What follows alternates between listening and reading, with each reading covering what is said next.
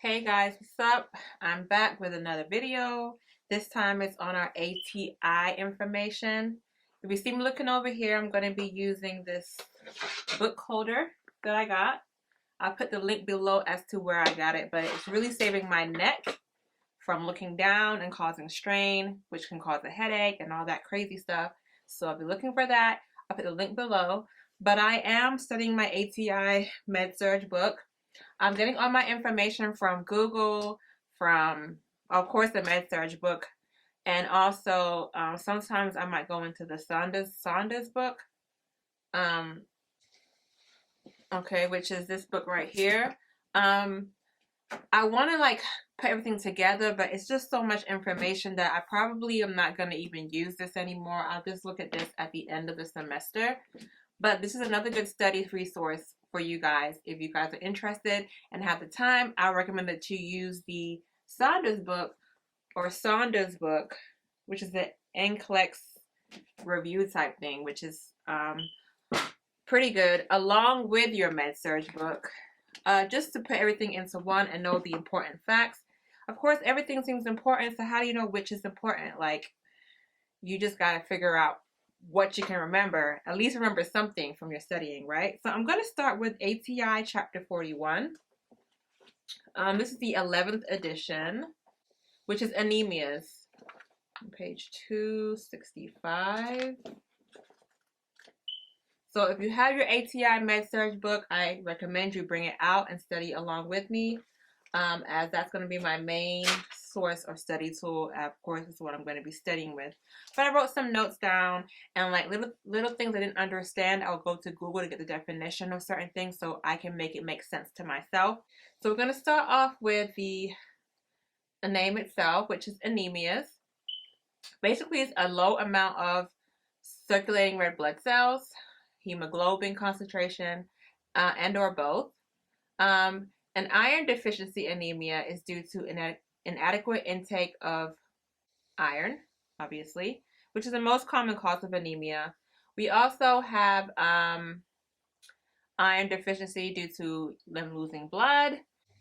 So anyways, causes of anemia. You have blood loss, like I just said, inadequate red blood cell production. So if you don't have your erythropoietin, that will be a problem. If you have kidney disease, then you will have issues making the red blood cells, which can cause anemia. And don't forget, your kidney is responsible for secreting calcitonin, which puts calcium into your bones. It also produces erythropoietin, which makes red blood cells, and it's also responsible for the renin-angiotensin-aldosterone mechanism. So that's a very important role for our kidneys. And if that is messed up, we will have issues. Now back to our subject, which is anemia. Low red blood cell count due to maybe the kidney failing and not secreting erythropoietin would cause anemia. We also will have deficiency of the necessary components for your red blood cells. So you need folic acid for red blood cells, iron, like I said, erythropoietin, and vitamin B12. So I have here causes of anemia would be acute blood loss, increased metabolic activity such as pregnancy, being a teen, because they grow fast, right, and need a lot of energy, or if you have an infection. If you have increased hemolysis, which means increased breakdown of your red blood cells, then of course you're going to have anemia, right? And if you have inadequate dietary intake of iron, if you're not getting enough iron, if you're not getting enough B12, somebody with low intrinsic factor can have B12 deficiency, and it's made in the gastric mucosa.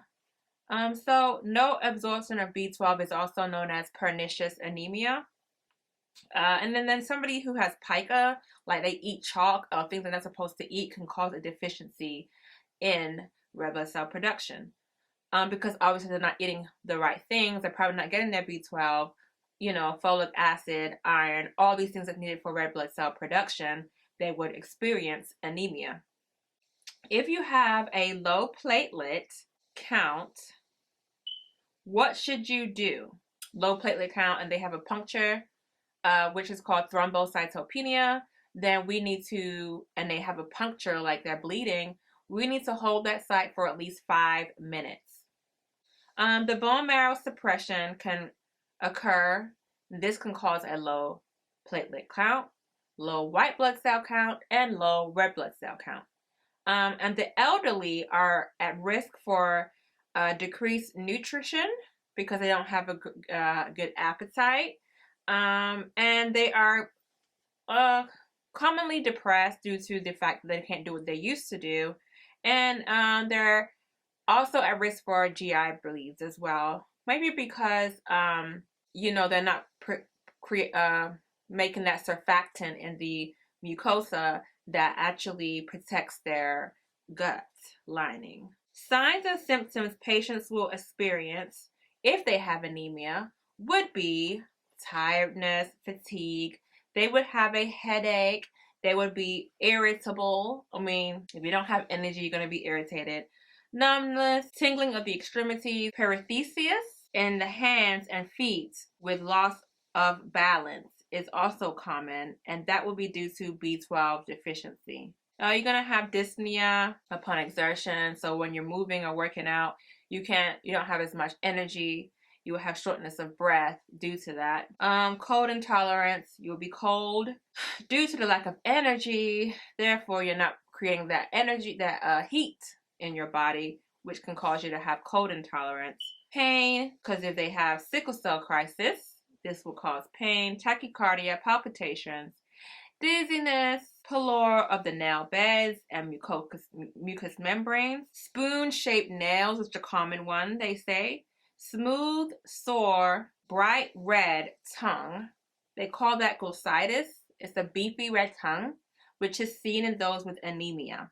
And that's due to the vitamin B12 deficiency. Next, client education. So what do we want to teach our clients who has iron deficiency? So client education for iron supplements. So we want to teach them iron-rich foods such as beef, liver, organ meats, fish, and poultry. We're going to check their hemoglobin level, of course, because to make heme, you need iron. So they don't have iron, then they're not going to have heme. So we need to check to see how much they have in the blood. And we see how much they have. So you're going to check their hemoglobin every 4 to 6 weeks to determine effectiveness of the iron supplement. So if you have enough iron supplements, then you would increase that amount of hemoglobin production. Vitamin C increases oral iron absorption. So while they take the iron supplements, they should definitely take some vitamin C as well. And another name for iron would be ferrous sulfate, just to point out. Take iron supplements between meals to increase absorption. And so your stools will appear green to black while taking iron. So that's something else to note as well. Next, nursing considerations. Client education for erythropoietin alpha hematopoietic growth factor used to increase red blood cell production. All right, so we got to educate our patients now. I just wanted to point out that, we have some tests we can use to find out the cause of of anemia and the type, which is our MCV, our MCH, and our MCHC. And then also we have iron studies. Okay, so we have some iron studies that we can use.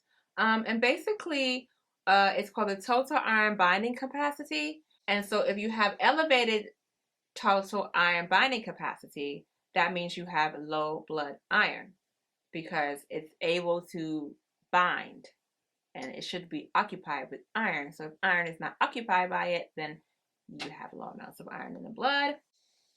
We have hemoglobin electrophoresis, which basically separates normal hemoglobin from abnormal hemoglobin, and it's used to detect thalassemia and sickle cell disease. And then we have our sickle cell test, which evaluates sickling of red blood cells in the presence of decreased oxygen tension. And then we have the skilling test, which measures vitamin B12 absorption with and without intrinsic factor. So you can get either or. It is used to differentiate between malabsorption and pernicious anemia. So lack of intrinsic factor is basically what the skilling test is about. So if you don't have intrinsic factor, then it's pernicious anemia. But if you have intrinsic factor, then it will be a malabsorption condition.